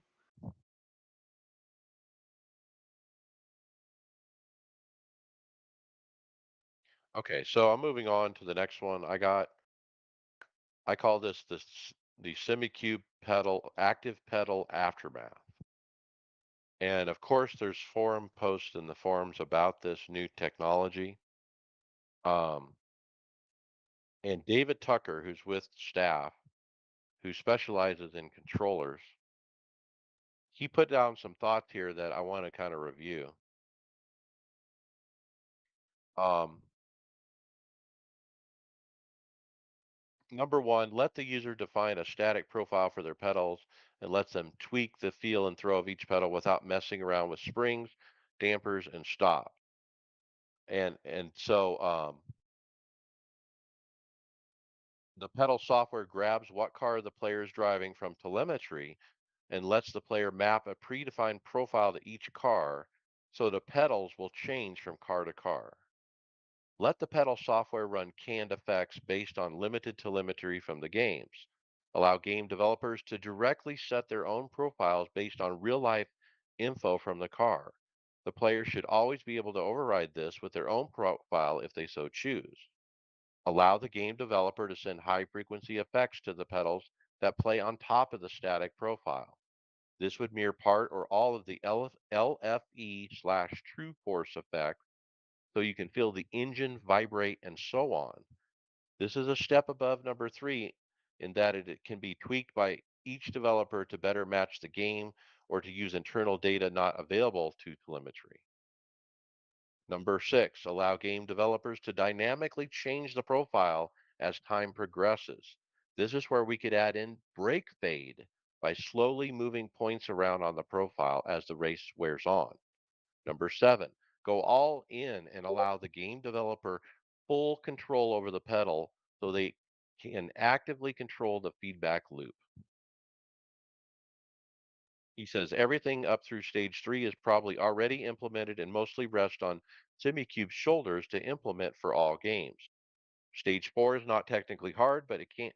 But there would be a lot of bookkeeping to implement on the game developer's side. We would need to dig up information about the physics pedals for each and every car we ever made. In a lot of cases, we could not go back and touch the real car again to measure pedal force or throw if we don't have that information. Going forward, of course, it's just a matter of coming up with a simple rig to test the pedals and recording that profile. Stage five is probably not that hard to implement. We have seen wheels moving towards high frequency effects for a while now, like the Logitech True Force effect. Once a game supports one of these effects, it's relatively easy to redirect part or all of them onto the pedals. Stage six would allow us to model flow changes, changing events such as brake fade or the loss of brake fluid pressure without having to fully implement a proper feedback loop. Stage seven is the dream, but that would take significant effort on our end and all game developers as well to implement. We would need to make a new dynamic physics model for the pedals and update it fast enough so we can accurately simulate motion in real time. I'm not even sure if it's possible. So that's a lot to eat. What do you guys think about? I think David Tucker said what I was trying to say before, that this product opens up some new possibilities. Yeah, I think. I mean, I've really enjoyed all the feedback, not only on iRacing but on their Discord channel too. Everybody talking about the different developments that this can make, but without the racing game, iRacing, being able to make those changes, I don't know that these pedals are going to make that big of a difference from what we already have. That's my concern, unless they're added, like David Tucker says, at a later time. that's what I would like to see is for them for the iRacing, the title, to let's program, default brake profiles for each car, and have them auto load into the pedal. And and maybe this can be a standard. Well, I don't know if it's a standard, but do other pedal manufacturers, get on board and make something similar? Yeah, I I don't hope it know. does. I mean, it could open up a whole new industry as far as the pedals go. But if it probably depends if the other sim developers are going to do the same thing too. R Factor and all the Corsair, whatever they are that are around. Yeah, I don't see iRacing doing it just for this particular make model. But if there were other make models, that supported it, and there are multiple ones, like for example, True Force. Logitech came up with True Force. iRacing had to implement that. They had to, have developers spend hours to implement it, and so this is kind of along those lines, I would think. Yeah, I imagine there's no reason because I'm sure Logitech is the one that I mean they developed that, so they probably had the coding to give to iRacing so that that feedback would come back through the wheels. I've never tried that the Logitech feedback to feel True Force to see what it feels like. But if and I don't know with I guess the software that Simucube's developing that maybe they will be able to implement that into iRacing. I don't know. It's going to be interesting to watch. I am throwing some money aside to save for a set of these pedals, but I don't know. I may wait to see what everybody thinks instead of jumping on board right away.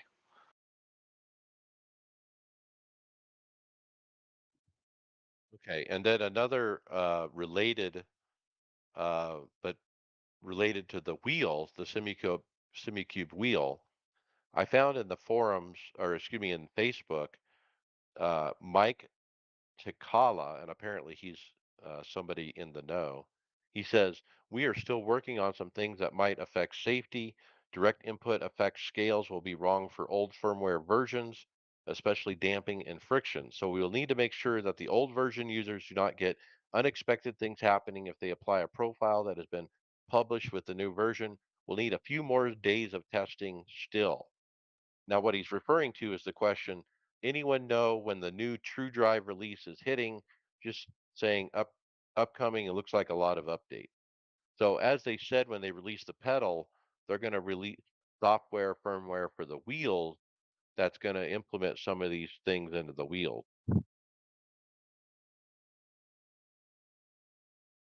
So it sounds like that's coming sooner rather than later, is what it sounds like. Yeah, it sounds like all their development for the wheel is coming through what they've learned through the pedals too. Are they going to be able to add that high frequency stuff to give a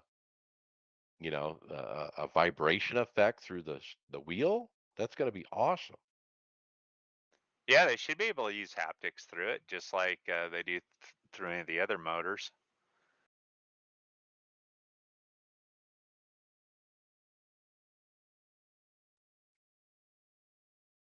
All right, Brian, how about build your own flag display?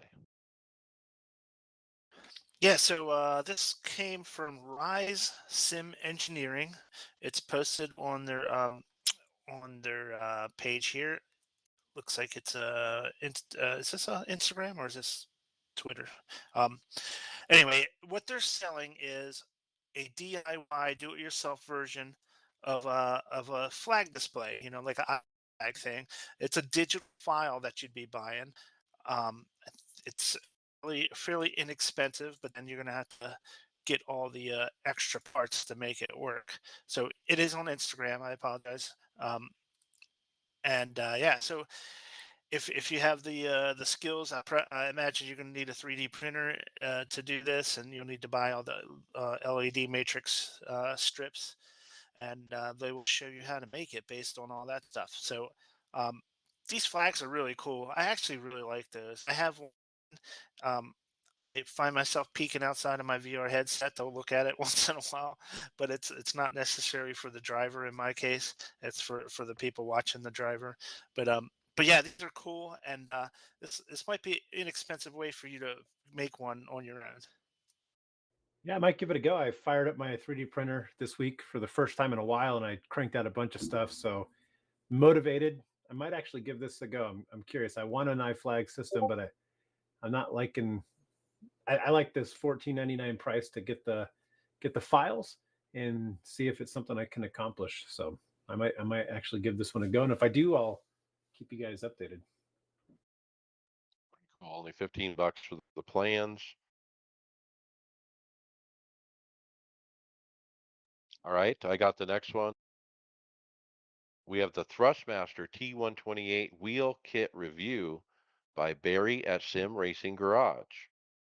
And God bless Barry, for keeping a straight face when he touches this tiny, tiny, tiny wheel.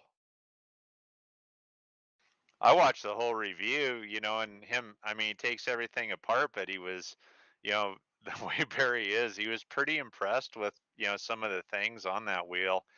Um, one was the buttons. He said it had a super good feel, and when he took them apart, they had like this latex with little black something in there that gave it that good tactile feel.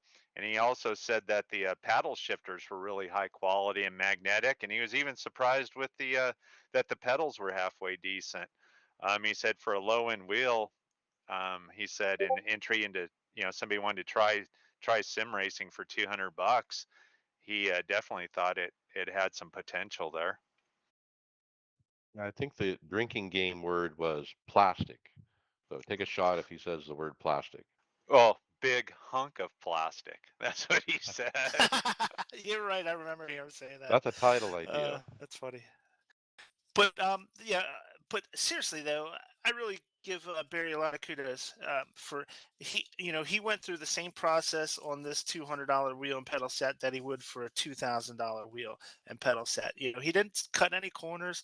He gave it a fair assessment, and yeah, the dude has tried all of the most high end, the super specialized equipment out there, but he's still willing to do a review on a product like this that's obviously made for a very entry level type of situation, and take it seriously and do all of the due diligence, giving a solid review on it. Yeah, I mean, for somebody that's wanting to get into sim racing, I mean, when I did it on a computer that had the graphics was built into the chip, and I bought the Logitech wheel, and that's what got my interest peaked, and I ran that for a long time until I decided I wanted to do this as much as I do and spend the money. But I think it's a good entry wheel for $200. Shoot, better than a Xbox controller that I think some guys were using in the race this weekend that had 38 yellow flag laps.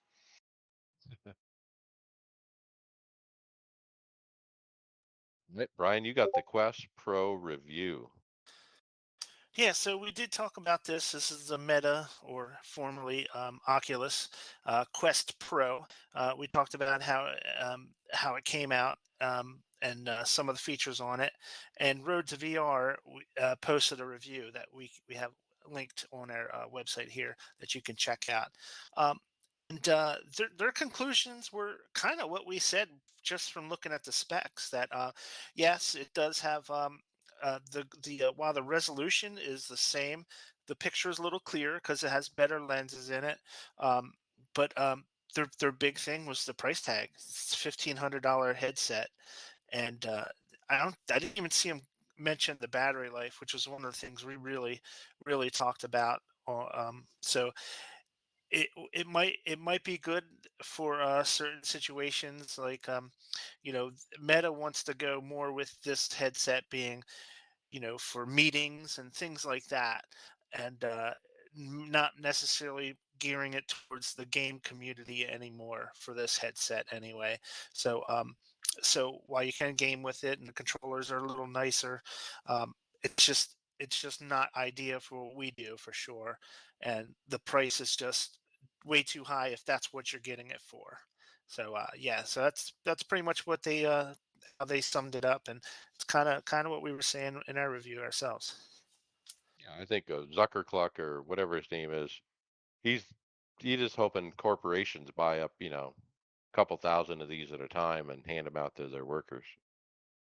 Well, too, with the pass-through cameras, I know they either color where the old Oculus was black and white, at least the Oculus 2 or whatever I had. But I know people said that you still can't, read your phone with it, which is kind of a shame. And he did say it had the best sweet spot of any of the VR goggles that he's used, and the visuals and the artifacts were cleared up. So I mean, there's some pluses about it, and they've got 3 cameras on the controllers. Um, but I mean, and they said the audio was better too. But I think for another $1,100 or whatever it is, it's a lot of money to spend at this time. Yeah, yeah, for an upgrade from the regular Quest too. So yeah, they're all good points, Steve. And like I said, to me, it just seems like that Meta and Quest are starting to go more like a mixed reality more than a strict virtual reality where you can use it for those type of applications. And that's why they're really trying to make the pass-through mode higher end stuff like that, so you can use it and interact with the real world and mix the virtual with it. And I think that's what they're really gearing this headset towards. Yep, I think you're dead on right there. All right, a couple quick hits here. Track Racer has their Black Friday sale starting at 15% off on all their products. The next one was ASR Advanced Sim Racing Pro. We talked about that unit. That's the 8020 that had the flat sides where you could put decal it or whatever. That is going on pre-order and they offering a 10% discount. The other Black Friday is Advanced Sim Racing is doing 15% off all their stuff all month long for Black Friday. For this one, though, it is. I had to read this one twice because I got some more stuff to buy. But it's 10% off for Advanced Sim Racing if you use the code Black Friday 2022, and they bump it up to 15% with a minimum purchase of 15 or Canadian or 1,200 US dollars. So that's Uh, essentially an ASR 6 for them. So it's 10% off everything, and then if you essentially buy a rig, they'll get an additional 5% on top of that. okay, and And then one the more. ASR Go Pro. ahead. Sorry, I just wanted to mention the ASR Pro is they mentioned that this is a no obligation pre-order. So just because you pre-order doesn't mean you're locked in if you change your mind or something like that before it's released. I'd pick the ASR 6 over that Pro though. All right, one more quick one. Lawrence from Sim Coaches put out a video like he always does. This one, why did he use SimiCube direct drive wheels? And this is so timely for both Donnie and me. Donnie, tell us where you're at with your SimiCube 2 Pro. I bolted it up right away when I built the rig last week, but it's been sitting. I've been busy, but I actually built some profiles last night on TrueDrive, the software, and I drove a couple laps. Wasn't comfortable with my seating position and where the wheelbase sat, so I made some adjustments today. But I'm really not going to get into it till Monday. But I did fire it up. I did. I think I sent you a link today. I looked at Dan Suzuki's iRacing and SimiCube settings, and I set my wheel to that as a baseline starting point on where I want to go. But he's a road racer, so I don't know how much that is for oval. Maybe I'll try to search some oval ones. But with TrueDrive, I noticed you can look at you can actually download user profiles that they upload to it. So maybe you can actually type in the type of car you're driving, the service that you're on, and then it'll give you various results on who's actually uploaded profiles, and you can try those out as well. But speaking of with Lawrence on SimuCube, he actually used to use VRS, and then he strictly went to SimuCube. He considers them the best wheels that you can get currently. Within range. There's some crazy ones out there you can get. But yeah, so we'll see what he comes up with when he comes out with his wheel next year. Yeah, and it's nice to hear from somebody else. It kind of validates the choice that we made when we bought this wheel. And I think I told you in the group chat, and I was thrown off when I was researching this and the Acu Force and a couple of the other ones about the quick release, and to me it looked goofy and it didn't make sense. I mean, it makes sense as the pin, but watching Barry's review of it and how impressed he was with it, and at first he was taken back by the quick release as well. But I was actually researching a way to get rid of it and to put my own quick release on. But once I put theirs on, it is rock solid. I don't know if you've done it yet, but there's zero. I mean, there shouldn't be any movement, but it's There's crazy no play. the minimal design in it and how rock steady this thing is. It's a very simple quick release. Yeah. I put the quick releases on yesterday on both wheels and I was impressed to tell you the truth. They're $60 each, which I thought, wow, that's a lot, but and it's just a couple pieces of metal really, but and some screws, but it works. And I haven't turned it on as far as mine goes. I spent the day working on it. I tore out the DD1. I did get the new mount in. I put the base on it. As expected, it's too far away. Um, it's a much smaller throw than the DD1 has, is between the base and the wheel. Um, the distance there, the quick release is much smaller, I guess is the way to say it. And so the wheel is farther back than I'd hoped. Instead of rearranging the entire rig, I decided, well, I'm just going to move the pedals back. So I loosened the pedals and the computer tray and basically moved them back about an inch. Now, I haven't really tried it yet, but I think I got it in a position that's going to work. Right before the show, I installed the button box and the phone mount. I haven't lined them up, but by the end of tonight, I should be up and running and hopefully going to run the race tomorrow. I will ask you a question about the e-stop mount. Why on earth did they not come with an option to mount that thing? That's ridiculous, considering this is supposed to be the best base out there. You're right. I mean, there's no way to mount it. At least on the Fanatec e-stop, it had a hole in the bottom of it where I ran a zip tie around it, and I actually zip tied it to my rig. That's how I mounted that one. Well, this one has nothing. There's no holes. There, There's there, no way to mount it. there is. You have to take off the yellow portion and then screw Oh, through the back on the inside. I took that apart and looked. So the mount I'll send you is, or I'll bring to you is essentially you have to mount it flush to the back of the unit itself. I just thought it was odd, and then I was looking up the unit itself, and that's a very generic e-stop case that I've been seeing through Amazon. If you want to look through a little like electronic controller casings, so yeah. Other than that, the wheel's fantastic. Just a little disappointed in that. I was going to show you something here, Mike, on the camera. You can get extensions for the wheel for the quick release. That's what I've done with mine because I like the wheel right up That's close to cool. me. So you can get these on Amazon. They work really well. They make different lengths. okay. That's I'll pretty keep cool. that in mind. I think I got it where I need it. I mean, it wasn't too far off. I think it was I just needed an inch or so. And my boy was making fun of me for the pin that it uses. And then the other night, he was showing me that the 87 cars, at least the one he has the Chevy.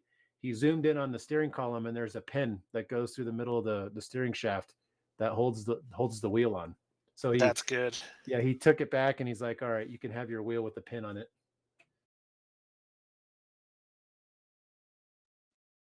Okay, we're going to jump to results. The NASCAR iRacing Series, Friday Open, Martinsville. See if you can find a pattern here. Stephen Llewellyn, broken toe link, 8 minutes damage. Kyle, broken toe link, 8 minutes damage. Tom Dryling, broken toe link, 8 minutes damage. All right, and I finished P10. I got involved in some wrecks that were not my doing, including getting completely ass packed well after the caution came out, including getting spun after around sideways and stopped for no yellow. Came out with over 5 minutes damage, and I was 3 laps down. I waited for those lucky dogs, and they eventually happened, and I got to the lead lap. Then I got the dreaded drive-through penalty on that first green-white checker. On the second green-white checker, I got the lucky dog.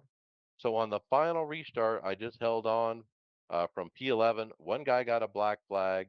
That put me to the top 10. Man, I'll take it after a very, very tough Martinsville week. That's a great finish. I'll take it. Steve, how about your Sunday Open?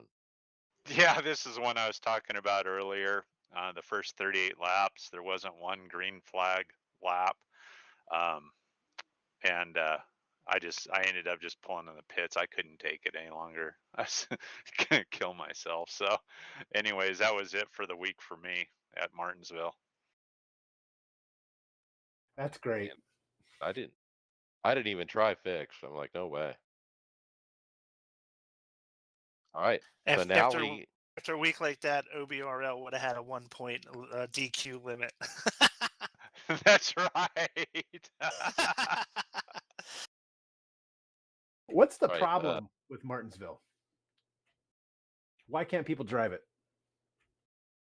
I think the biggest problem was is they never on in mine they never got the tires warmed up where they had any grip. You know, the tires were cold and they wanted to slide. And I mean, it was the same thing going into turn one. I mean, it was just crash after crash after crash. It was ridiculous. all right. So we have the finale. Wednesday Open Phoenix full distance race. I totally forgot until we got to like Monday. I'll start out with Tom Dreiling, pretty much P4 all night, but got shuffled at the end. Stephen Llewellyn wrecked out. Me, P1. I took the win. Started P20. I quickly made it up to fourth by the end of the first run. Then a long green flag run. Then I went to short pit. Caution came out while I was on pit road. I was able to come back around and beat the leaders before they got off pit road and maintain the lead. I marched on, basically ran top three from there. Most of the night ended up, uh, yeah, ran top three most of the night. I ended up not leading the most laps, but I think I was second lead as far as leading the most laps. So I thought I had, but when I looked after the race, the guy who ran the first stint actually led the most. He had a problem. If he wouldn't have had a problem, I don't think I would have won this race. But once he had a problem, I kind of took over from there. I had a really hard fight at it for the end. One guy was able to stay within 1 second of me the whole way on the last run, but it stayed green, and I did take home the win. That was my 87th career win. That's four for me this year. Bristol Dirt, New Atlanta, Charlotte Roval, and now the Phoenix finale. You better pull that golden horseshoe out of your butt and save it for next year. I'll tell you what, before the last run, I was pulling away. I was gapping the field. 1 second lead, 2 second lead, 3 second lead. I was calling it out. At one point, I had a 6 second lead. If it would have stayed green, I would have been golden. But even though it didn't stay green and I had multiple restarts I had to deal with, I still, pulled it off. I can't believe it. I was shaking like a leaf after that race. I mean, I was wobbling. I was I had a pain in my neck. I don't know if I was tweaking my head one way or the other, but man, I dug deep to get that win, and man, I feel really really proud of it. That's awesome. Great finish. Nice job, Mike. Great year. I mean, points. I ended up on the 23rd in points. Now the year's not over till Sunday morning, but it looks like I'm gonna make 23rd in points. I definitely made the first page of the standings, which was my goal. I was 26th in points before this win, so it definitely did what it needed to do to get me my goal. Um, all right, Donnie, tell us about David's night. Yeah, so David, he won. He started mid pack, was slowly creeping up into the top 10. Then he horribly missed his pit stall, and all the way back to the back of the pack. He worked his way back eventually to third. On a restart, the leader spun the tires, which caused a weird chain reaction that resulted in me not getting told by my spotter coming back on the track from the dog leg that it was three wide. Plus netcode, and I got knocked down low, but gathered up, and he's around 25th at this point. Then there's a big wreck right in front of him, creeping through it. Still, one of them rolls into my left rear. 1 minute of damage fixed eventually. I tell myself there's still more time than the A open race. Caution comes with 62 to go, and I say this is in my favor. With 10 to go, the leader is 3.5 seconds ahead of me. But they fade hard with the last 10 laps. He led the last five to take a second win of the season, his 150th overall. So yeah, we got 2 wins in the Phoenix finale this week. Good job, Team Tifosi. Well, I mean, David's accomplishment is much better than mine. I mean, he's in a split much higher. He's in the high 3000s, it's 4000 split, somewhere in that range. I came in and watched the end of David's race. I saw the last couple laps. There's some heavy hitters in there. I mean, there are some fast guys, and David is a talent. I tell you what. I mean, you look at his win count there, 150. I mean, I am at 87. I mean, he's almost double what I got. So, David is a leader on this team. He's got the pretty much the highest I rating, I think. Maybe not. Adam might have one as well, about that high, but he's our leader. And congratulations, David. You deserve it. You are a winner, and you continue to get it done. Enjoy your chicken dinner, sir. And another thing about David was, it wasn't that long ago where he was down in the dumps because he had been dumping so much I rating with a lot of some bad luck. But man, he really bumped it up towards the end of the season and really knocked it out of the park. And just really his I rating went shooting right back up. All right, next up, I'm going to tell you what I do for fun when I'm not running NIS. I run hosted, and that's Chris McGuire over the weekends. First up, it was the rough Porsche with the 87s at Talladega. Came from the back to the front, then got wrecked on the caution. Then came back to the front again, was leading on the white, and got dumped for the win, P4. Gen 5 at Talladega next, started at the back, went to the front twice, but got wrecked out near the end. Then we did Gen 5 at iRacing Super Speedway, started 18th P4. Then it was the IndyCar DW12 at Michigan. Really fun racing up front, like three wide for the leads, several laps in a row before we all wrecked. Super fun pack racing there. Next was supercars at Michigan. I was in the lead pack going into green flag stops. I came off pit road leading the race, and some fool who didn't pit for gas runs out. He decides he's going to park it right at the exit of pit road as it comes out onto the back stretch. Well, it's only one lane right there without getting a black flag, for going over the blue cone. And I couldn't squeak by and basically wrecked as the leader, and everyone right behind me wrecked as well. It destroyed the race. He got kicked out too of the hosted event. And then later, 87s at Talladega wrecked out. Okay, let's jump to final thoughts. Brian McCubbin. Yeah, so I've been putzing around with some more AI this week because I didn't really want to do any Martinsville racing. So yeah, I'm still having a good. I had a good time with that. Had a couple decent races. So it's kind of fun. You do still get that robotic feel of when you're in these races a little bit. So that's the only downside that I really feel. The cars kind of do some dumb things every once in a while that make no sense. So so it's not exactly spot on perfect. It's fun for it's good like you do, Mike, with your practices, to get some practice racing with other cars around you. It's really good for that. Like I said, I'm still going to try running just doing a short little ARCA series of races with points and all that, just to see how it works out during the off season. But that's all I'm really doing right now. Looking forward to the OBRL starting their winter uh, Cup series, which is going to start at nights now on Sundays. So they went from Sunday mornings, which was really hard for me to do, to Sunday nights. So I'm gonna do those races when they start up next week, and I go from there. I really like to do a full OBRL Metro Ford Cup series next year, and with the time change, it's a lot more doable for me than it was before. All right, very good. Donnie Spiker, final thoughts. Not much. Haven't raced in about a week, maybe 2 weeks. Finally finished putting the ASR6 together. It's a rock solid rig. I can't. It's actually fascinating how much there's no movement. There's zero movement in this rig. Getting the SimiCube bolted on here as well. Yeah, hoping Monday night I could start racing again, and we'll go from there. Hopefully, I enjoy the weekend out in Phoenix. But I need to get this thing going. I need to get racing. It's been weird having 2 weeks off. Hey Donnie, did you see their Black Friday deals for ASR? Yeah, Mike mentioned if there's some things I need to pick up that I'm gonna price weekend. And plus, they're free shipping, and I don't think I pay tax when we buy from them. But yeah, so I'll be picking up some more things.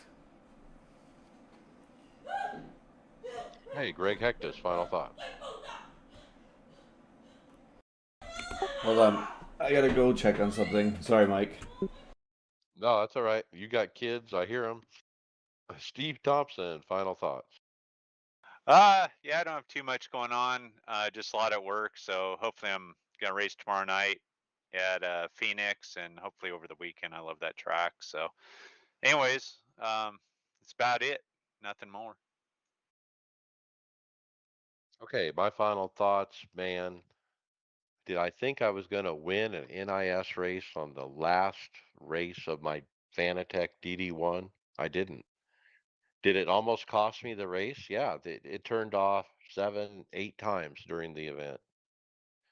Sometimes I would lose spots because it would turn off and the wheel would go side to side because I wasn't ready for it, and I would veer off track and lose a spot. So I'm glad it didn't cost me the race, but it's still a little odd winning with the wheel that I'm literally discarding.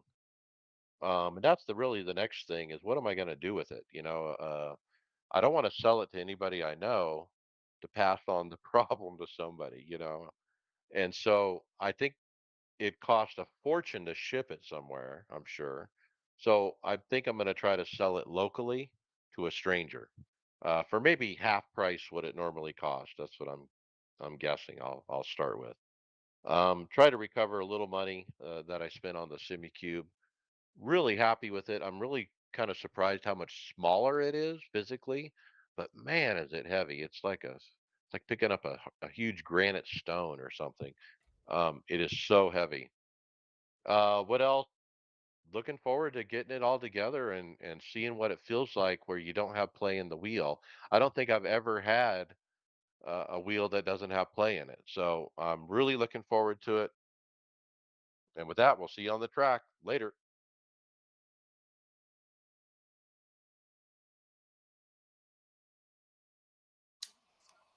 All right, title ideas. I like number two. 8 minutes required. It's a theme, that's for sure. I like number 4.